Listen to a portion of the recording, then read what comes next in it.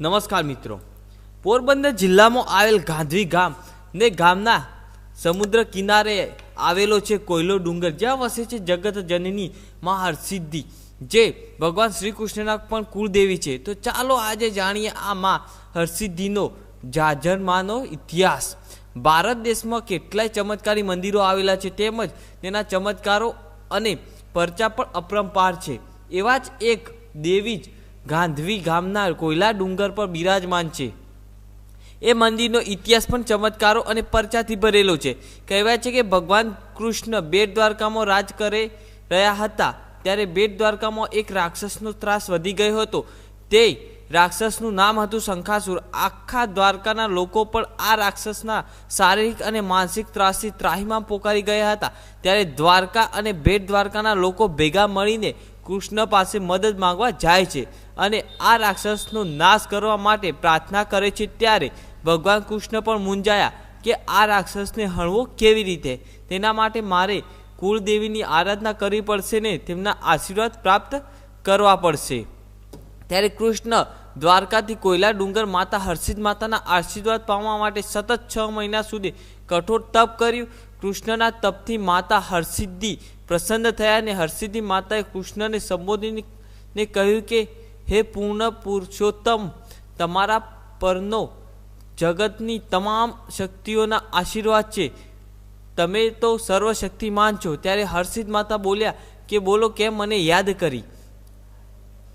ત્યારે કૃષ્ણએ કહ્યું કે માં, તમે મારા કુળદેવી છો. તમારા આશીર્વાદ વગર હું એક તણખલું પણ ઉપાડવા સક્ષમ નથી.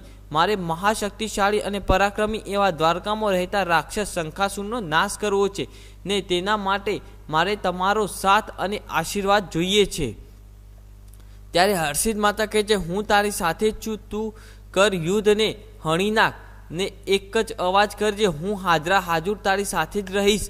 ને માતાજીના આશીર્વાદ લઈને કૃષ્ણ 6 મહિના સુધી શંખાસુર સાથે કઠોર યુદ્ધ કર્યું ને શંખાસુરને હણી નાખ્યો ને કૃષ્ણનો યુદ્ધમાં વિજય થયો. ત્યારે કૃષ્ણ કોયલા ડુંગરે આવીને 56 કોટ યાદવો મળીને કોયલા ડુંગરની ટોચ પર હરસિદ્ધ માતાનું ભવ્ય મંદિર બનાવ્યું ને માતાની મૂર્તિની પ્રાણ પ્રતિષ્ઠા કરી.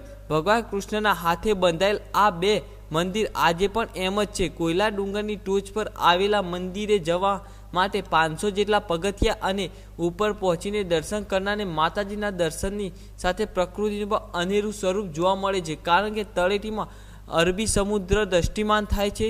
ટોચ પરથી માતાજી નીચે કેવી રીતે આવ્યા તેની પણ પૌરાણિક કથા ભારે રસપ્રદ છે. તો મિત્રો, એક એવી માન્યતા હતી કે જે કોઈ દરિયા કાંઠેથી વેપાર અને પસાર થાય તેને માતાજીનું સ્મરણ કરીને દરિયામાં શ્રીફળ અને ચૂંદડી ચડાવવા.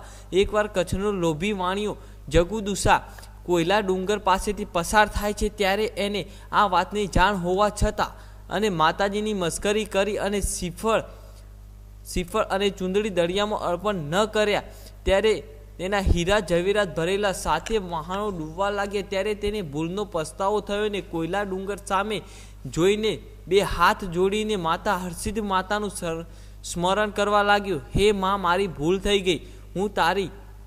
હું તમારી શક્તિને ઓળખી ન શક્યો. મારા ડૂબતા વહાણોને બચાવો. હું તમારા મંદિરે આવીને ચૂંદડી ચડાવી જઈશ. આટલું બોલતા જ માએ 7 વહાણો ડૂબતા બચાવ્યા ને ત્યારે જગુદશા વાણિયાએ આ દેવી શક્તિને ઓળખી ગયા ને એ વહાણને કિનારે મૂકીને ડુંગર પર બિરાજમાન દેવી દર્શન કરવા માટે ડુંગર પહોંચે છે, પણ 500 પગથિયા ચડતા ચડતા જ થાકી જાય છે. હરસિદ્ધ માતાને વંદન કરી ડુંગરની તળેટીમાં બેસવા પ્રાર્થના કરી, જેથી ભક્તોને ડુંગર પર ચડવા ન આવી શકે તે લોકો નીચેથી દર્શન કરી શકે. જગુદશાની માતાને ભાવભરી પ્રાર્થનાથી માતાજી પ્રસન્ન થયા અને વરદાન માગવા કહ્યું. તે સમયે જગુદશાએ કહ્યું કે માતાજી, તમે ડુંગરની ટોચ પરથી તળેટીમાં પધારો અને આજ પછી કોઈના વહાણ ડૂબે નહીં તેવું કરો. માતાજીએ જગુદશાની કસોટી કરવા માટે કહ્યું કે જો તું દરેક પગથિયે મને બલિ ચઢાવશે તો હું નીચે આવું. જગુદશાએ માતાજીની શરત માન્ય રાખી એક પગથિયે પશુની બલિ ચઢાવી, પરંતુ માતાને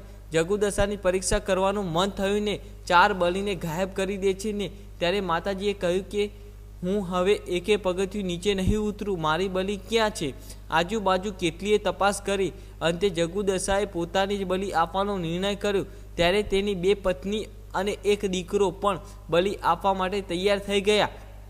પોતાની બંને પત્નીને એક દીકરાની બલિ આપ્યા બાદ જગુદશાએ જ્યાં પોતાની બલિ આપવા જતો હતો ત્યાં જ માતાજી જગુદશાની ભક્તિથી પ્રસન્ન થઈને બધી જ બલિઓને જીવતા કર્યા ને જગુદશાએ બંધાયેલ મંદિરમાં બિરાજમાન થાય છે, જે જગુદશાના કુળદેવી બની તે પણ પૂજાય છે એવું વચન આપ્યું.